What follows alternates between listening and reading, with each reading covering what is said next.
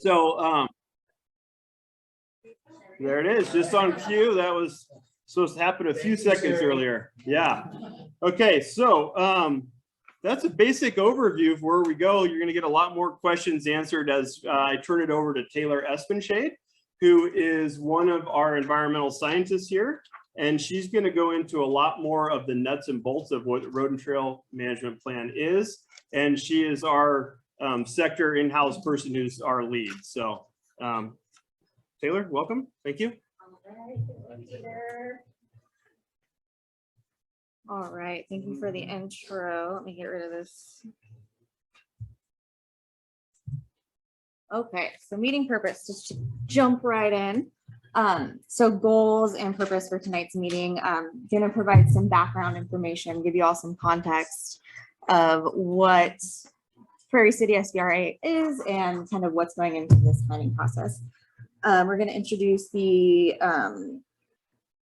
planning process that we've been kind of going through up till this point and where we're going afterwards. Going to answer any questions, and then most of all, we're going to solicit your input. So we want to hear from you guys.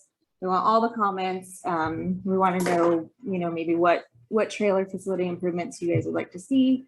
Are there any issues that you think need to be addressed?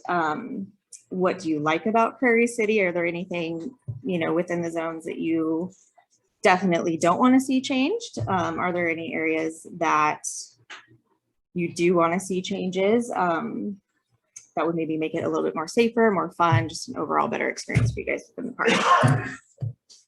So overview, project background, context. What is Prairie City State Vehicular Recreation Area? I see a lot of familiar faces, so I think most of you guys know what Prairie City is. But just a little bit of background. We are one of 9 SVRAs within the state. We've been an SVRA since 1988. Prior to becoming an SVRA, the park was run privately for a few years, and then after that, it was run and operated through Sacramento County. And we are part of the California State Park System. More specifically, we're run by the Off-Highway Motor Vehicle Recreation Division. It's a mouthful, OHMVR Division for short.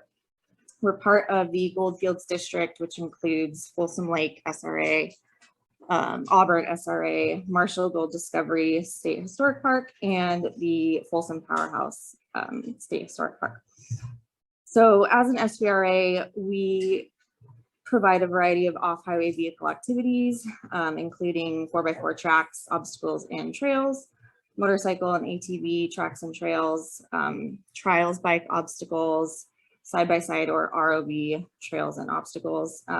We also provide some non-motorized vehicle opportunities, like we do guided wildflower and vernal pool tours in the spring.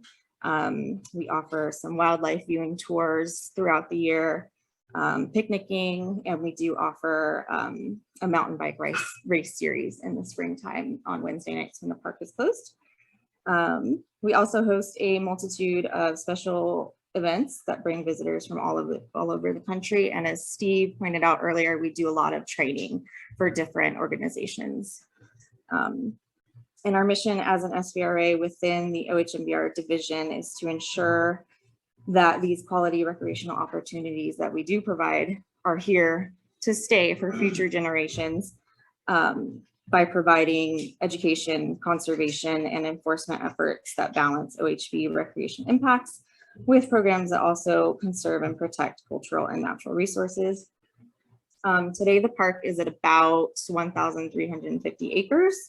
Of those acres, like Peter mentioned, we have about 520 acres that are not developed yet. So we're looking for input of kind of what you guys would like to see in those areas, what maybe you don't want to see, that we can look at during this RTMP process.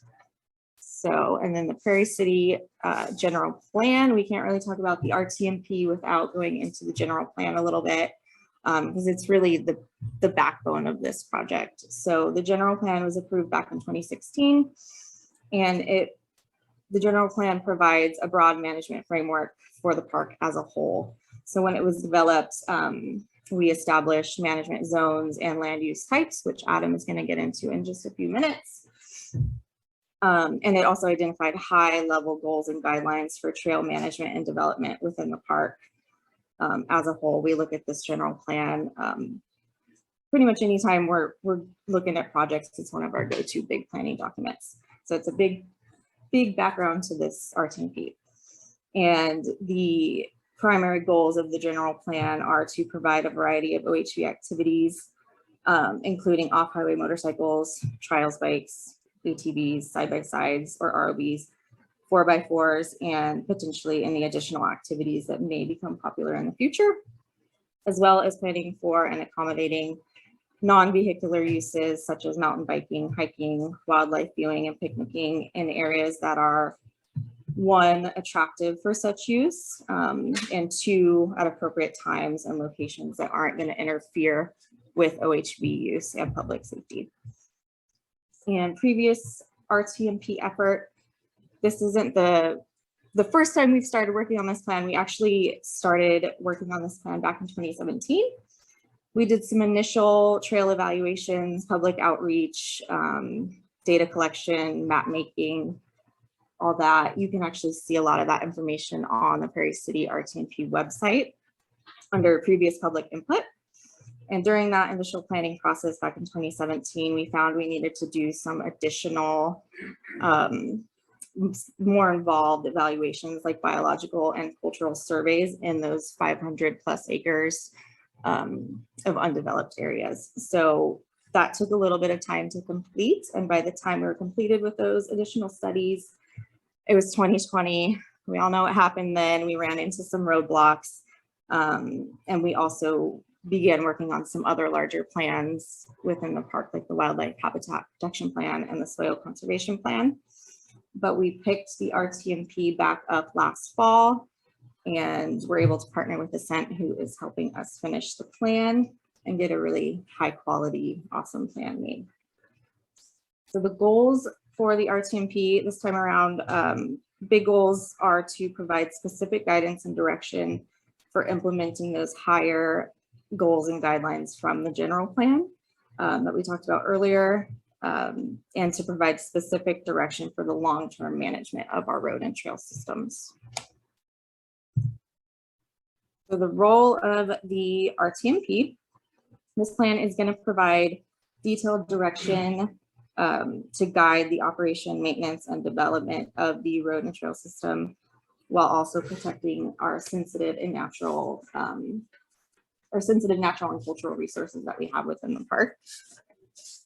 And it can identify maybe some new trail routes and recreational opportunities, decide what to do with non-system trails. You know, are we going to keep them? Are we going to get rid of them? Maybe we redesign them, realign them so that they're more sustainable long-term. It's going to look at prioritizing maintenance needs, potentially change allowed uses in specific areas or zones within the park, and identify trailhead facility improvements like parking, restrooms, signs, etc., and identify educational and interpretive needs within the park. And next, I'm going to go ahead and hand it over to Adam from Ascent to go through the rest of the slides. Yeah, hi everyone. My name's Adam Lewandowski. I'm the project manager for the consultant team that's working closely with State Park to develop this road and trail management plan. And this slide just shows our overall planning process and the schedule. Like Peter said, we're trying to get this done in about 18 months altogether, but we're still pretty early in the process. We started this spring and over the summer looking at those existing conditions, some of the reports that Taylor mentioned, pulling together all that information on natural and cultural resources, map some of the wetlands that are out here in the park, and also try to gather some information on uses, looking at trends and use out here. And we started a user survey to get more information from everybody that's out here on how you use the park, what's important to you. So if you all haven't filled that out yet, we definitely encourage you to go online and fill that out and provide your input that way as well. And now we've moved into this phase of looking at those opportunities and constraints. So, the opportunities can be anywhere we can improve conditions out here, try to provide a better experience for people that are coming to the park. And the constraints can include things like those sensitive natural and cultural resources that we need to plan around to protect, or existing infrastructure, that sort of thing. And so we're looking for your input on some of those opportunities and constraints. Today here at this workshop, we'll have lots of time after the presentation to talk in small groups and really get into the details of those. We also have that survey that I mentioned is still going on. And we've had a couple other events at, just community events where we're just trying to ask people about their, their uses out here and what they'd like to see in the road and trail management plan. Our next steps are going to be actually preparing the draft plan based on the input that we get, all those opportunities and constraints we identified. And that'll happen over this fall and into the winter. And then this winter, we plan on releasing that draft road and trail management plan. We'll have another public workshop like this where we can talk about what's actually proposed in that plan, get your feedback on that, and then we'll revise that plan, incorporate that feedback, prepare a revised road and trail management plan. And then we also have to prepare an environmental analysis document to look at what are those potential environmental impacts of implementing that plan. And then in spring or early summer next year, we'll release that revised plan. So you'll have another chance then to look at that, see how your input was incorporated, as well as comment on that environmental document. And then the plan is to have the road and trail management plan, the environmental document ready to approve by fall of next year. And then individual projects that are identified in the plan will then happen, one at a time, over the years. It's not intended to be, approve the plan and everything happens right away, but it'll identify all those different projects and improvements that can happen over time. So this map just shows some of the existing facilities and some of the major named existing trails. And I know many of you are very familiar with the park, but for those who maybe aren't so familiar, just want to orient you. And as Taylor mentioned, the general plan identified these 9 different management areas. And so that's kind of how we're breaking the park down and looking at the different opportunities. So zone 1, if you can see my cursor, that's this big area here right in the middle. That's where we are. We're right here in this yellow blob, the Environmental Training Center. And so this allows all uses except 4x4s. It also includes the main staging area that's kind of right in the center of the park here. It includes the kids track, the mini track. Oh, sorry, no, those are zone 4. It includes the kart track and some of the other nearby areas. Zones 2 right here and 3 are also open to every use except 4x4s. And zone 2 includes the kids track and the mini track. And zone 3 includes the Hangtown motocross track and all the other infrastructure around that. Could I point out an error in the labeling on your map there? This entire area is not the MX practice track. Only half of it is, and the other half is the ATV track. All right. Yep. Well, yeah, thanks for that. We will update that. And again, these are just kind of high level, but we'll make sure we get those labels right. So zone 4 up here in the north of zone 3 is more focused on the 4x4 uses and ROV uses or side-by-sides. And that includes the 4x4 track and the obstacle course. And, those are the areas that most people probably think about when they think about Prairie City, zones 1 through 4. I mean, that's the areas that are open for motorized use right now. But there are a number of other areas that are part of the park. And there are 3 of those areas that the general plan designated for non-motorized use. And that's because they have sensitive natural resources, and they're just not really appropriate for motorized use, but they could be used for other non-motorized uses. And so that's the vernal pool management area up here in the north, the vernal pool buffer management area by Scott Road on the east side, and the Barton area down in the southeast corner. And then there are 2 other areas that were acquired a little more recently. and they haven't yet been open for public use. And that's the Yost area up here on the northwest side. That includes the pit area, the old mining pit. And then there's also some staff housing in that area, some old mining relics. And then there's the Inez area over here on the west side. Most recently acquired part of the park. That was actually acquired after the general plan was adopted. So there's a lot of opportunities to improve recreation, to provide some more opportunities here, and also some constraints that we need to work around in this road and trail management plan. So I'm not going to go through all of those here in this presentation. There's a lot on this map, and then there's also maps for each of these different areas around the room here and then outside. And so after this presentation, we'll wrap it up here in just a minute, and you'll have a chance to go around, take a close look at those, talk with staff, ask questions, provide your input. But just want to highlight a couple of kind of the big opportunities that we've all identified. And I think the biggest, most obvious one is that we have those two areas, Yost and Inez, where we can provide some new motorized recreation. We can provide some new trails, open those areas up. So that's kind of the big opportunity that we see with this plan, and want to get all your input on what to do with those areas. Again, Yost has the pit, which is really interesting terrain, has some opportunities to maybe put in a track or some other uses in that area. And then there's some other interesting kind of varied terrain in Yost. There are some wetlands and some sensitive resources there that we'd need to work around, but definitely some opportunities in the Yost area. Oops.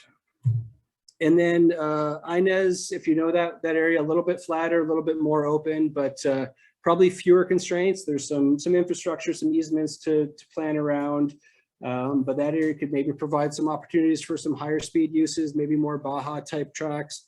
So want to hear your thoughts on those.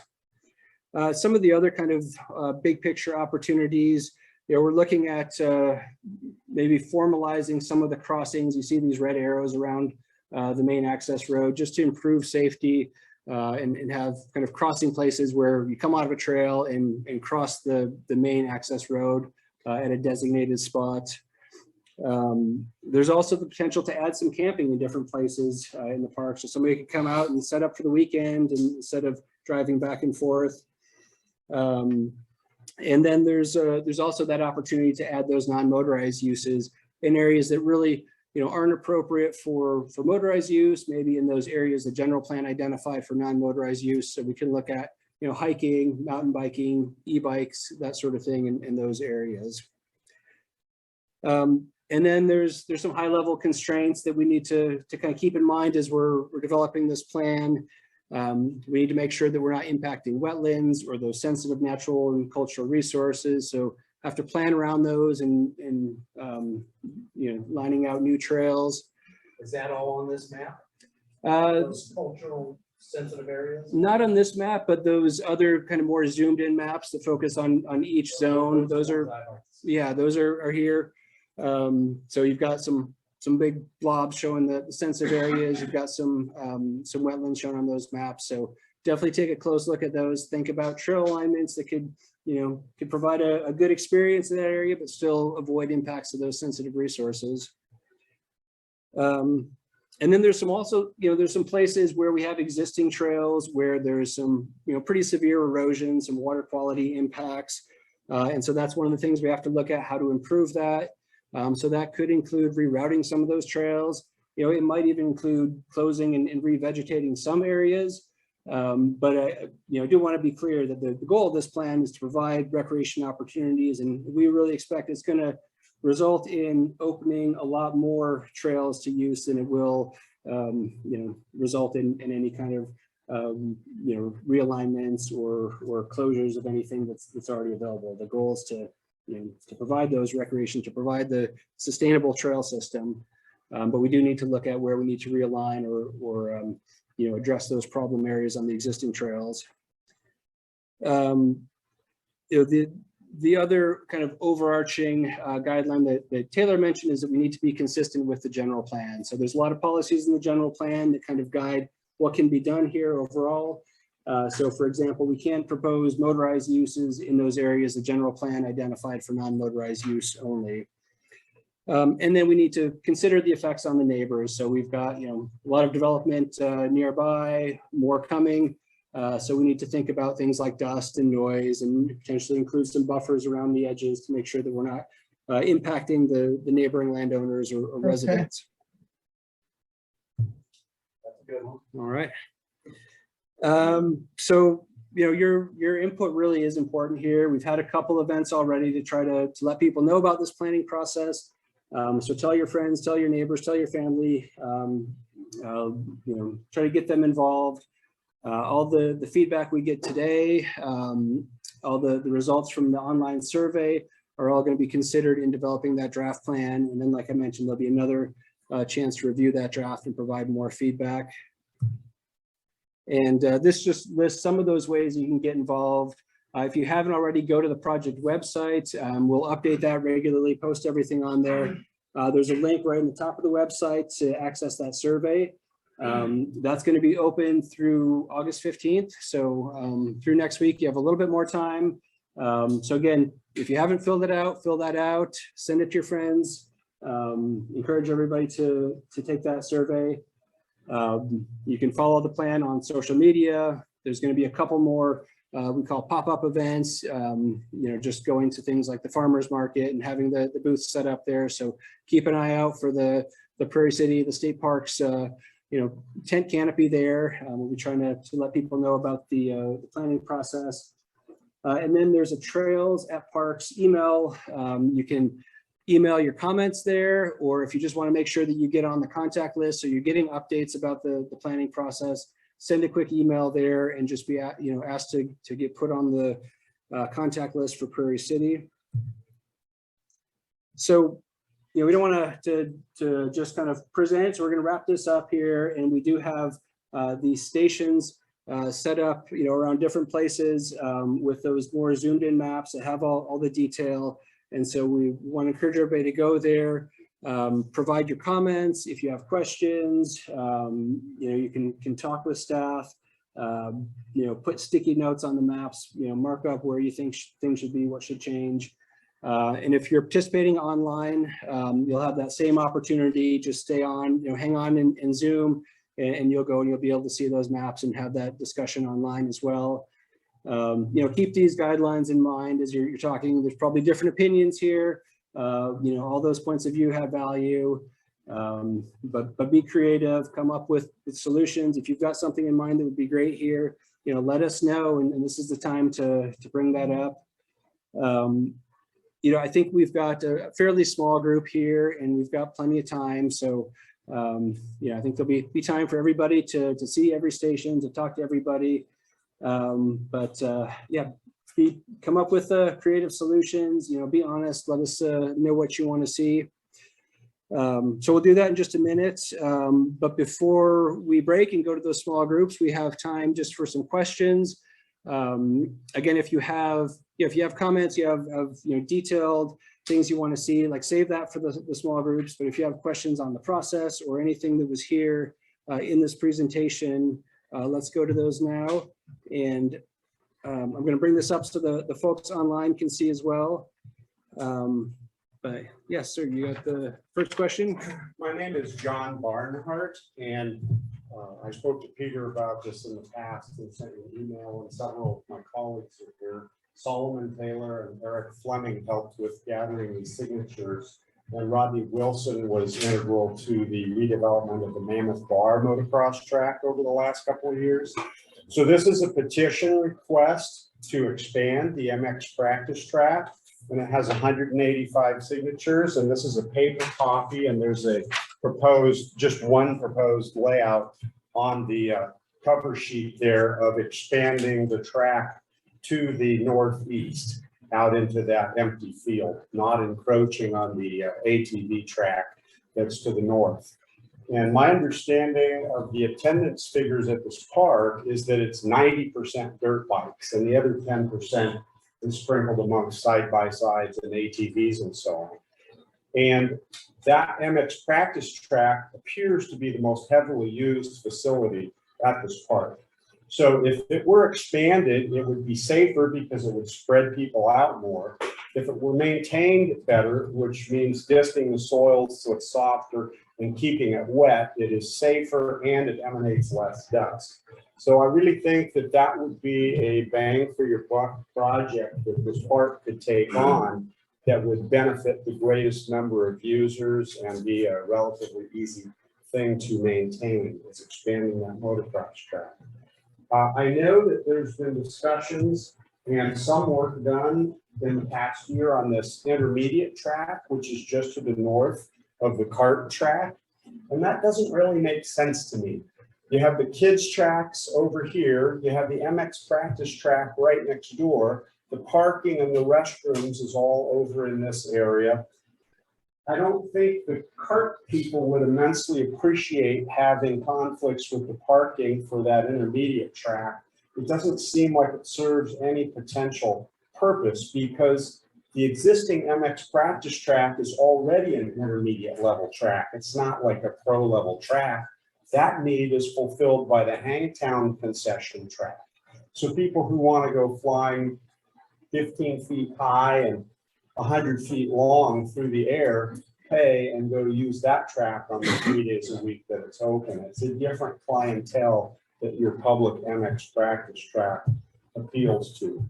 So I think it'd be a better use of resources to not spend any more money on that intermediate track and instead expand your MX practice track. Regular maintenance schedule would be really helpful for the aforementioned reasons. I don't know if you would grade it and disc it 6 days a week, that would be ideal. But if you could publish the days or post it online and say, here's what we do. On Mondays, we disc it and water it. On Tuesdays, we just water it, whatever it's going to be. But that would be helpful if that was adhered to schedule and followed. All right. Well, thanks. That's definitely the types of things that we can look at in this plan. Do want to remind everybody, we want to make sure we have time for questions right now, but Okay, definitely we appreciate that and do write it down too. We've got a spot back here for written comments. We've got that. We'll certainly consider that. But just want to make sure we all have the same kind of understanding of the process, the goals. So anybody else have kind of big picture questions on what was in the presentation? Anybody here or online? I have a question. Yeah. Pertains to the side-by-sides. I can't count how many times I've been out here riding, not just on the tracks, but in the park. And there's little kids driving those things, and they're doing 40, 50 miles an hour. I reported it multiple times because it's dangerous. I can't count how many times I've come close. I've been riding this park for I can't know how many years. I'm very advanced on an expert level. That's the one thing that I see that's very dangerous. They get out over here in District, was it 1 and 2 area? And they're out there, they've got suspension way more than we do. They can go real fast. And all of a sudden you come up on head on. And they don't have any flags or anything on those things. Like they do at some of the lower in LA areas, you have to have flags on your ATVs. So that was one of the things that really bothers me. I hate to even come out here because of it. I don't want to get hit. That's why we stay on the track. It's the only safe place. Well, see, I do cross countries out here, and I do a lot of practicing out in the park, and those guys are out there just hauling butt. So that was a concern of mine. Yeah, thanks. I definitely appreciate it. And that's one of the things now that we have some other areas to plan that are open is maybe there's a possibility to try to separate those uses a little bit, give an area where people can go fast and side by sides and redirect them off the other areas. The whole section over by the big track is tore up because of it. If you really look at it, it's just beat to death. Yes, sir. Sorry, I wasn't sure who's first there. What's going on with the pit area? Is that part of this and won't be developed until we finish that? Because the concept of the pit to have that area, hopefully for side-by-sides, that will contain that use in the speed in an area that it will not impact as highly impact other uses. Yeah, no, I agree with that. Yeah, so the pit was a concept we came up with a few years ago. And we did an initial study and we had a whole track layout and everything. And I think it's a really good place where you could put some ROVs down there, have a directional track where they have like more of a controlled environment where they can go fast, it's directional, and then you're not mixing.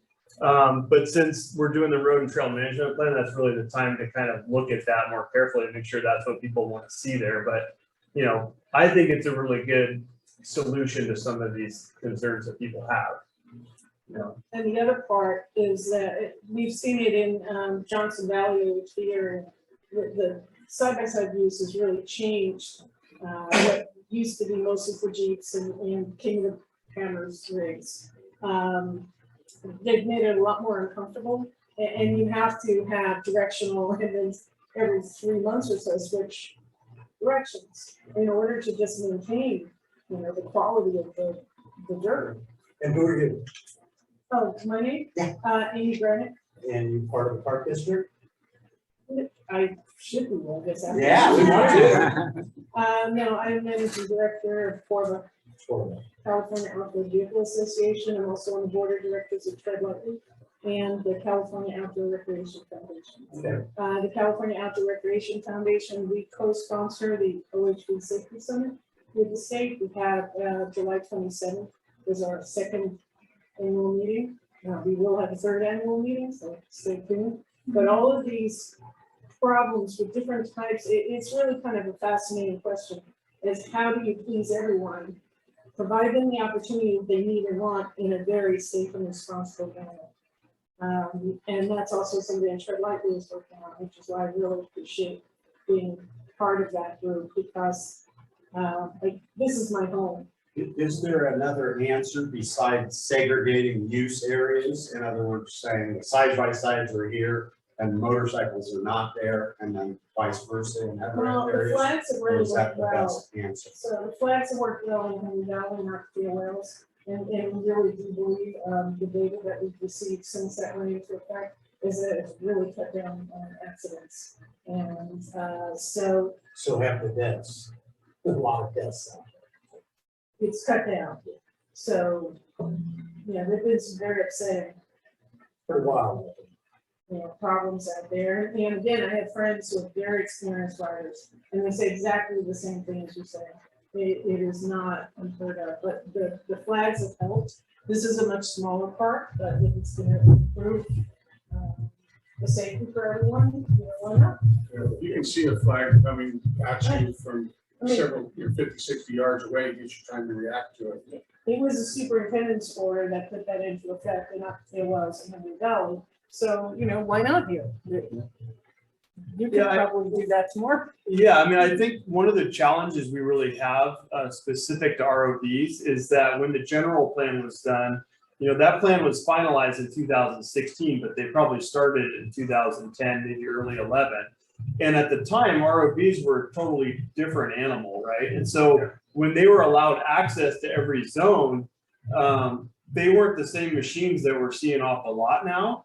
And this park is really a postage stamp, you know, so now you've got these vehicles that are capable of going at really high rates of speed through really rough terrain. And we're in this tiny postage stamp with all these different uses. And so I think a definite component of this plan is figuring out how do we better control and make it safer for everybody. And I think there's ways to do that, but it's going to take a collaborative effort to come up with that.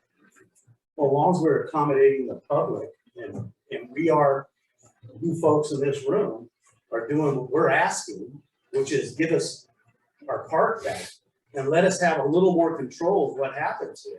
Because a lot of the stuff that happens here is not conducive to having a good time. This is a world-class destination for motocross.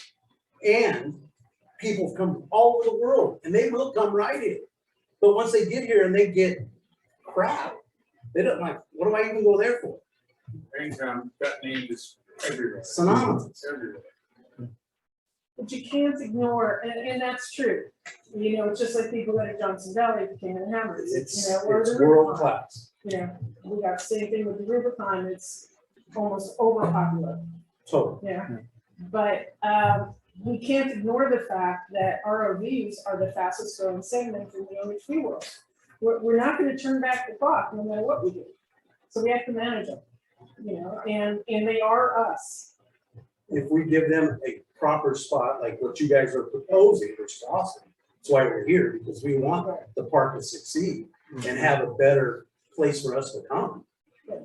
But take what we have to heart when we go, hey, you're gonna cut out these zones, but give us a better zone that actually incorporates what those things are built for. Yeah. Courses and trails, and stuff that's fun. And the only way we're gonna get to that is by grading and using your equipment that's on this park, and the water trucks and our folks that here that run it, and make it happen. Well, and though, that's not enough.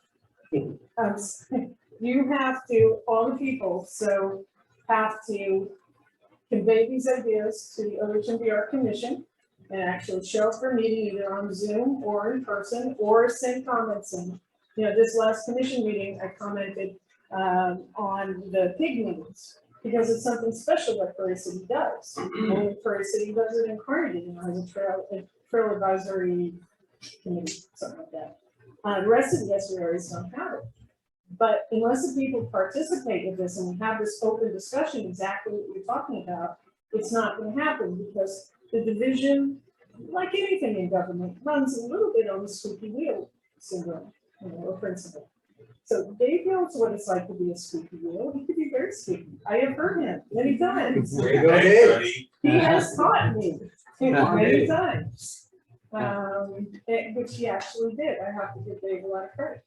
But unless we're showing up like this and talking, you know, these guys know there's fabulous people work for state parks, but we have to push it home. And then we could come up with the best plan ever, but if the public's not involved and we're not doing what you guys are looking for, then we're not doing our job. All of us are here to also help make sure this park succeeds now and into the future. And everybody works here because they want to be here and for the right reasons, but to really make this plan effective and to really kind of guide this place and take it into the future, it's going to require all of you guys showing up every time, and the more the better, you know? One of the things that you're saying is earlier, the buffer around the property is ideal because the amount of houses that are going in, the amount of roads that are going in. I don't know how far this sound travels, you know, like on a national day when the big boys are here. And it gets loud. Yeah. That, but these people are, I hear they're gonna whine and cry, oh, there's this and there's that. Well, and I think The a buffer, I think, is a component, good idea. yeah, I mean, I think a component of that and something that we've been looking at the last several years is kind of that defensive planning and what can we do to kind of insulate ourselves. And part of that is looking at buffers so you don't have those direct impacts as much. And part of it is also providing in these areas where we can't have motorized recreation, providing something for these incoming communities where they can come here and hike, ride their bike. Now they're stakeholders and it's not us against them. You just have more constituency that are getting the benefits of living close to a state park, whether they're motorcycle, ATV, ROV, 4x4 people or not, you know? And so it's providing those opportunities that's gonna bring the most amount of people in here. So are you noticed when there's development proposals being processed nearby? And do you submit comments either through the state clearinghouse or to the city of Folsom or whoever is Yeah. collecting So, comments? yes. And then do deed restrictions or acknowledgements get recorded on these properties? So people don't complain 3 years down the road, hey, that SVRA is making noise. Well, you knew that when you bought the place, looked in your Yeah. title report. So when we get noticed when there's EIRs going on, so all these developments, we get noticed as a neighboring property. Right. And we put in comment letters that basically says, hey, you know, we're here at SVRA, here's what we do. We've been here for this long. We provide OHV recreation. Some of the byproducts of that recreation are sound and dust. Just be aware that we're here, you know, whether or not the developers are putting that in disclosures or not, I don't know, but we're in that public record, just showing like, hey, we're here, been here for many years, this is what we do.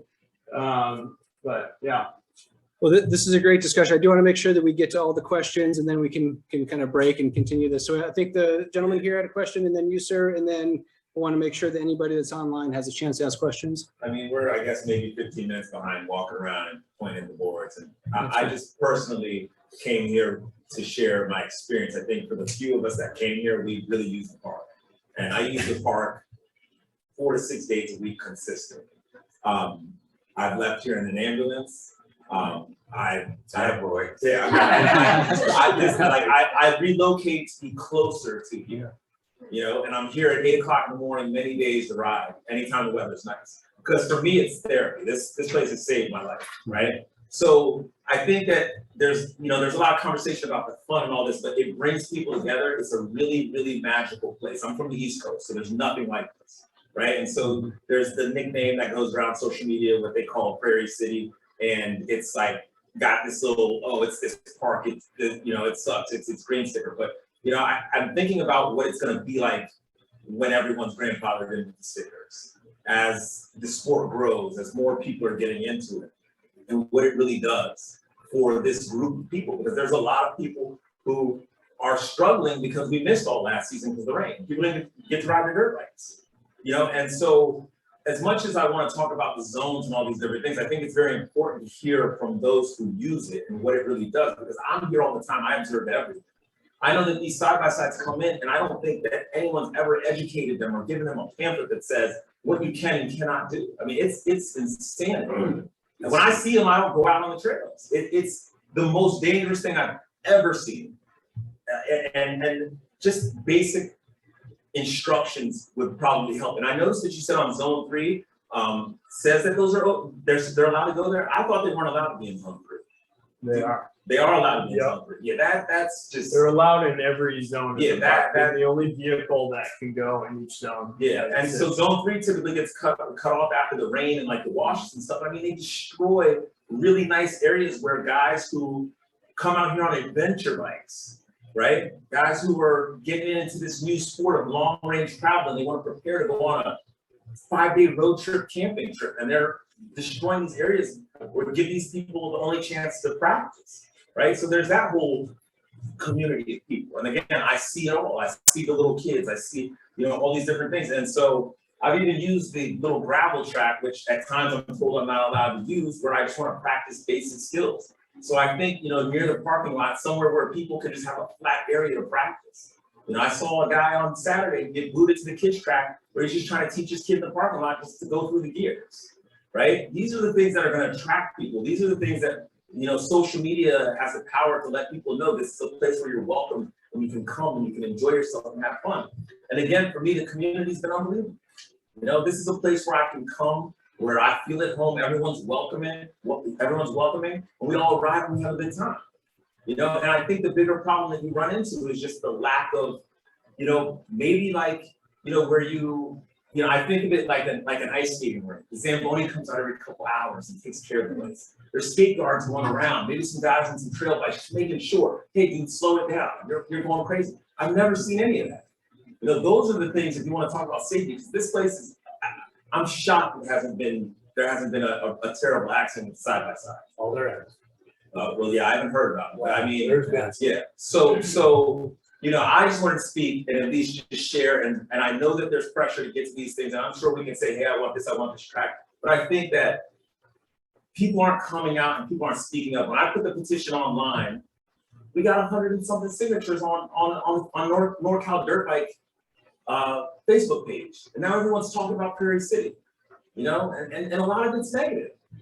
So I think the focus needs to be on the people and hearing from the people who are actually willing to show up and giving, like Eric said, giving us what we want, hearing what we truly have to say, and addressing those things so more people will come out and enjoy it. Because again, at the end of the day, I believe you guys are going to do what you want or what, Whatever the agenda might be. You know what I mean? Like, hey, But let's implement some of these practices that we're asking for, and let's just implement it. Let's make it happen. It's not gonna be whatever. I know, I'm not saying it's what I want. The biggest problem for me, and I know David, you had your hand up, so.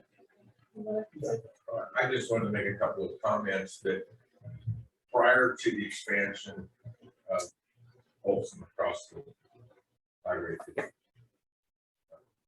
Myself and a few others, as Folsom residents, went there to the early meetings. And one of the things that we brought up to protect the park was CCNRs identifying this is like an airport. All right. The last meeting was here was the sound issue, and for years, probably decades, going to the county line and this park, even with full Hangtown going 450 to all that cars. Can't hardly get it because of the way the structure of the terrain is. So we brought that up as airport protection. It's my understanding that CCNRs for all these developments have that listed in there. Have Prairie City. Don't live here if you don't, for these special events or this, that, and the other. You're aware, don't be doing lawsuits or whatever. So my understanding is in the CCNRs. That's just for clarification. Well, that needs to be confirmed with the city of Folsom, that is getting into all the new development recorded documents. It is, and they gotta notify them about the dump and the grading and all the mining that goes on. And the And rendering land. Rocketine over here, all this stuff. So it's in there.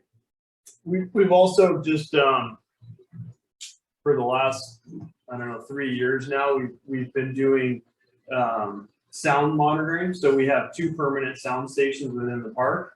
One is in the Inez property, and then one is in the edge of zone 4. So those are continually running. And then we also have with the acoustical consultants, we have them come out on some of our really big special events like Hangtown, NorCal Rock Racing, just to get monitoring during those events. And so far there's no exceedances, right? Every county has a noise ordinance at your border. And we have data now going back, years showing that even on these, the loudest it can get out here, the sound spikes and stuff are the gravel roads or an airplane going over and stuff like that. So, And one other point I wanted to make for the record here is the buffer zones that are built around are intentional because the roofs are kind of close.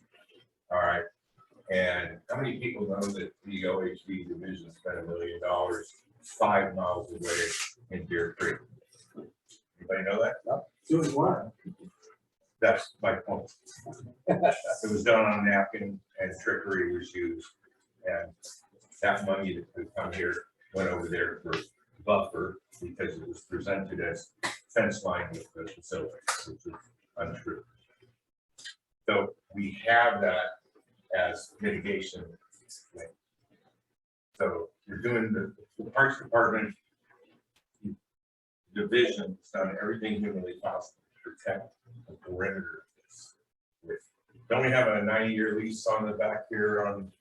we have a conservation easement. Right. Yeah, through the Barton Ranch, Right. and basically connecting up with Deer Creek Hill so that it can't be commercially developed. Correct, and then the Barton property was run for the sediment runoff, this, that, and the other. That's your dollars. So there's more behind the scenes, like Amy was saying beforehand. To protect this thing going back 20 to 30 years, including Tinker, who owned the Oaks property and put into the transfer title, it had to be used for OAP recreation only, period, go away. Sacramento County. And they just love it. Just trying a little history that I can share with you. There's been a lot of good work done by the people who work for the state vehicle recreation division. As you look around, I'm sorry, Adam, I could have, well, we all did, I guess. As you look around and all the things, you're gonna see options for non-motorized recreation. And for an off-roader, that's a really tough thing to look at. They should have their own parks, they have their own areas. But money for those facilities can't be used from the OHV trust fund. Dave knows that. It's something we have to look at very, very closely. But on the other hand, the flip side of that is we are getting all these new neighbors. Some of them may be off-roaders, because as off-roaders, we live all around Sacramento, Folsom, Rancho, all over the place. But a lot of them potentially could be bicyclists, because mountain biking and e-bikes are really, really popular. So do we put in those facilities, do we give some of our buffering areas to that, but then ding state parks for the money to support it? Like we would, let's say at Mammoth Bar or area? Because, well, state parks is gonna have to pay their The fair problem share. with Mammoth Bar right now, the mountain bikers up there, they don't pay anything to get into that park. And they ride all the trails that we rode, have been riding for years, but yet they drive down, they pick up their guys on their bikes and they drive out, they don't pay anything. But if you go down to the river with the, was it 49? Everybody has to pay on the parking down there. What they're doing is right outside of Mammoth Bar, they're parking up the road. They're not paying No, for I'm anything. not talking about that payment, which is minuscule to the amount that goes into the maintenance. I'm talking about the maintenance, the money that is, everything is in a mixed district. Is some of it gets allocated to OHD, some of it gets allocated to regular state parks. So this has to be the same thing. If it's a mixed use park or going to be Well, it mixed use should be park, mixed use. then some of There's it no has reason why to it be couldn't. allocated, the funding, not all from OHMBR. That's our point. You can't come out of the OHD trust fund and you can't try to sneak it in, because we will spot it, because we know to look for it. But the question is, as off-roaders, can we be okay with that? Can we be welcoming? I'm okay Can with we it. welcome e-bikes that are not motorized vehicles according to the state of California? They are according to federal government in some parts. Yeah, they can go 40 miles an hour down the road. I didn't say it was right. I just said it's law.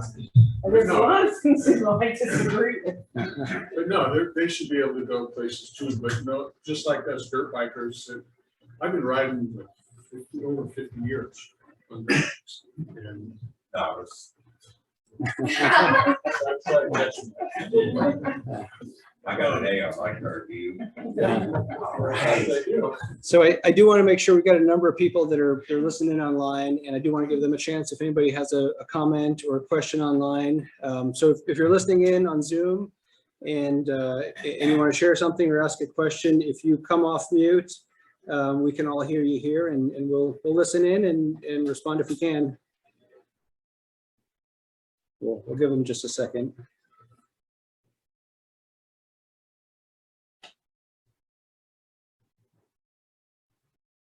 Okay, if you're online and you have a question, now's your chance.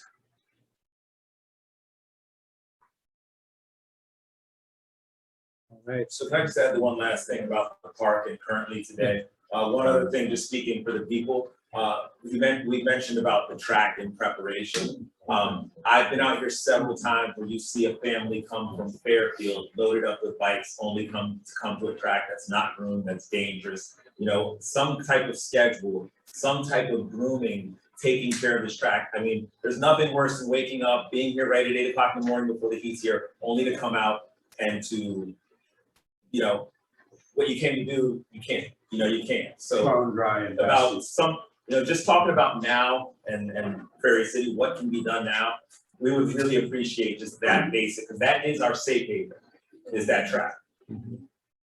I can throw another one on to that one. There's a lot of the advanced guys that don't like coming to the practice track anymore because the lack of maintenance, watering, grooming.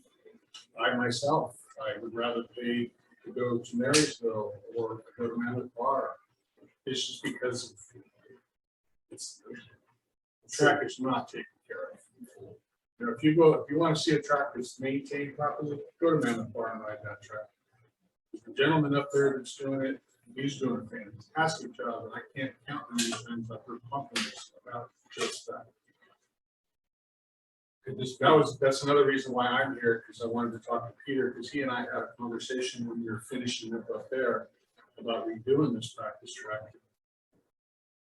With work, it's just, I don't know how many hours a day, but I would love to be involved in doing this one as what we did up in Auburn.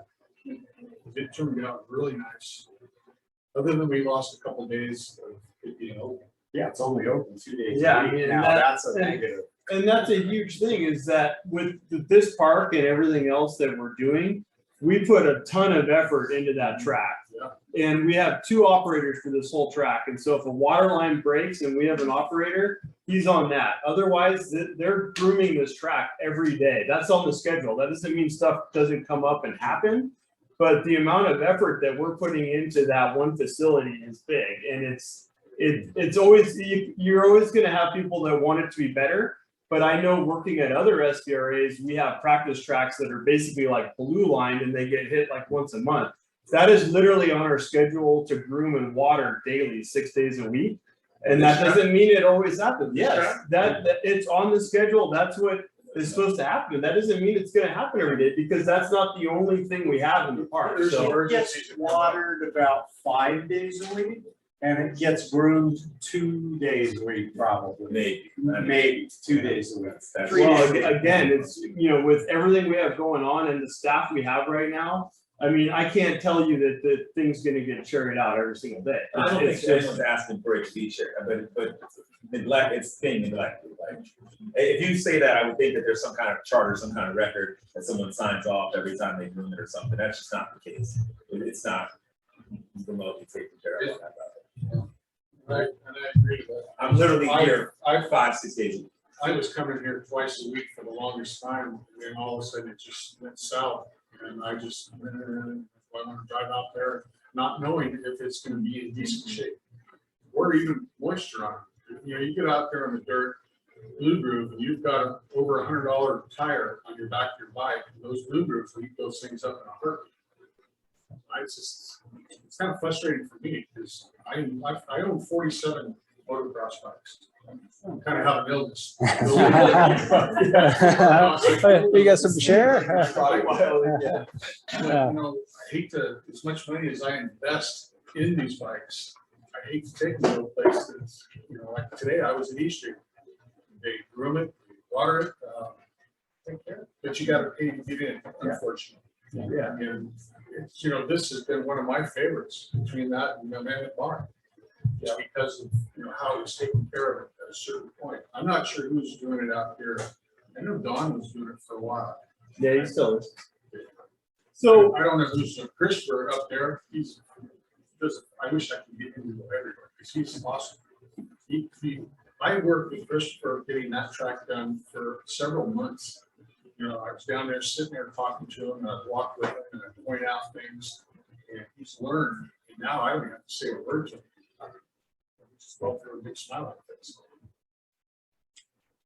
yeah, I mean, I'd love to see it get, you know, more consistency and more love than it currently does. But I also know everything else that's going on in this park, and yeah, we can do better, but there's definitely some constraints. There's only a certain amount of hours a day. Yeah, and it comes down to staffing and priorities and everything else. And I think that is, you know, consideration is that it's still, I mean, again, I'm not saying that we can't do better. I mean, I'd love to see that, but this is still the best deal in town. And you come here with $5 and a 14-person passenger van pulling a trailer with $14, it's $5, you know, 14 bikes, you know? can't beat that. I mean, so, yeah, it's like, yeah, if you want to go to PCMX and pay for that track that you know is going to be groomed, you know, it's going to be like a fresh powder day, you know, then that we have that too, you know, at a different cost, but we do everyththing we can, you know, and again, we can do better, but you know, we have Is there staffing anything stuff. What's that? Is there anything we can do? Are they looking, are they hiring? Can we promote these jobs on social media? I mean, people respond. I can post it on the Northtown dirt bike stuff. Like, what can we do to help this situation? Like, are they hiring? Are they looking to hire bike patrols and someone to get out there? Like, you know, we're in the dark. Yeah. You go to the website, it's the same simple website, the same basic things. And I appreciate that it's $50 a year. But I mean, let us know what we can do. We use this place. Mm-hmm. Well, and again, you know, what you can do is show up at meetings like this and our Prairie City Improvement Group meetings and just stay involved. You know, we do these things and it's the same amount of effort, whether one person shows up or 100 people. And so, you know, we'd love to see bigger numbers and, you know, more collaborative work going on between Well, it's not $5 a time because Rodney's paying registration fees of $130 every 2 years on 47 dirt bikes. So Right. that's what's funding this place. A lot of them are not off here. Yeah. There's a lot of them are not. Some of these comments that I just heard in the last 5 minutes coming from these folks, they're right. But we were talking about the same issues 20 years ago, when none of the staff members that are here today have anything to do with that. And the big deal was to get that tank, the water tank, all right? You have lousy pipes everywhere, we have lousy this, that, and the other one. We spent $2-3 million to get the water system going. And that was supposed to be all tied into these tracks, and sprinklers going all the time, timing things. Some things don't go, but I'm not blaming anybody here because you weren't around for a lot of this transition. And then with the, does anybody know what cost $733,000, 333 cents per month for the last 15 years? I know you do. The $10 million that was diverted from our trust funds we passed into the general fund. So my next question is it a resource issue for you guys? Are they funding this park with our money? But I think we're That getting into affects some, this whole planning process that this gentleman has been bringing up with his good comments, this guy, that guy, all of us here. We're here because we love this. freaking One sport. thing- we appreciate, I think we are getting into some very detailed questions, and Peter's gonna be right there, and so he's got lots of answers. Here, Well, and Peter, just to, I want to answer that really quick. I'm sorry, because we do have like some other stuff too, but Dave, just to let you know, in my opinion, right now, our funding is ample for what we're doing right now. In the future, when we put in a whole different road and trail system, and we open up new areas, we're gonna need staff and we're gonna need equipment. And I've been putting that plug in leading up to this the last couple of years You because just walked me to my once- next question. Are you gonna have the funds to implement this without just waiting a long time? well, I'm not gonna out of my budget right now, no. So this part of this is coming up How what do the we plan help, is. how do we help I get think resources for this beautiful project? I think just once we have a plan in place and we know what we're doing moving forward, there's gonna have to be a budget change proposal where I'm gonna be looking for staff and equipment to be able to not only carry out the plan, but then Will this be maintain it small going cap or forward. big cap? What's that? Will this be small cap or big cap? It depends on how we approach it. If we kind of break it up by area, it would be smaller, project agreements. If it was like, let's try to tackle the whole thing at once, it would be like a major, Okay, so we're talking budget talk here for you that don't know the backside of some of this stuff. The best way you can help us is call your state senator and your state assemblyman. Call them and say, hey, I go to this beautiful place. These guys need more help, whatever, put the pressure on. That doesn't sound like we're to that point yet, though. No, we have to know what we're us, doing, yeah. right? Yeah. Glad to lobby on your Yeah. behalf And, to our the electeds. OHV division is like, they're supportive, we, just like this project, it was important to us to do it in a quicker manner because there's a lot of things that hinge off of it. And so I was able to do a project agreement and submit it, and then it got approved. That's what, the OHV division is funding this project so that we can get it done in 18 months, so, I feel confident that we'll get the support when we need it, but it is like long-term. And I know that there's question marks, with the trust fund over the life, especially as more and more stuff comes out electric and that fuel, piece of the puzzle gets smaller over time. I mean, there's some challenges. If you guys want a volunteer patrol, create a volunteer patrol. I was just gonna say, Volunteer for what? we A have parks volunteer associations with all the other Yeah, parks in the Halstead's district. Off-Road Why don't we have Association, a San park association Bernardino for OHV Prairie City? Patrol, what we've done on the Rubicon on and off for years, these are all volunteers. This is not on any But the parks, entity, Forest Service or state parks, I think, that does the volunteer. I have no problem with volunteering my time. I did it in Emmett Bar. That's why it is what it is between myself and Jim Barrows. That's why it is what it is. And I had talked to Peter regarding down here. I have no problem with Create, volunteering my time. Prairie City, I would just like to redo a few things to make it better for more people to show. But Steve, they could do an agreement like. There's no reason Railroad we can't. Association. I just got $150,000 worth of funding from the Gold Discovery Parks Association to make improvements in Marshall Gold Discovery State's historic park. Why can't we do that? They raise the money, we spend the money, and take care of the facilities. There's no reason why we can't do that. Peter and I think we talked about this about a year ago. It seems to me that there's a lot of energy here right now, and an association, you guys can all be board members of said association and have a lot of say on how that money that you guys raise gets spent in this country. And so I think we really need to think about that. And there's a way that you can have direct impacts in a very meaningful way. There are friends groups all over, friends of Aktia Wells, friends of Oceana Dunes a little bit different, but they still spend some money on the park. Friends of El Mirage, friends of Java, all of these groups are volunteer groups that are put together and raise money to take the funds and put them in the park and do volunteer patrols and anything else. Sometimes maintenance too. Another great model is Hollister. They have the Hollister Hills Off-Road Association. Been around for 45, 46 years now. And I worked at Hollister before here, and we worked closely with them, and it was fantastic. You know, I mean, there's a huge benefit from that, you know, but yeah, we don't have that here. So, and there's a lot of opportunities. That's a nice part. I've been many times on this. So I think we're hearing lots of great ideas, and I do want to make sure that, you know, the best way to get this stuff in the plan, in addition to just saying it here, is make sure you write it down. There's comment cards in the back. There's Post-it notes.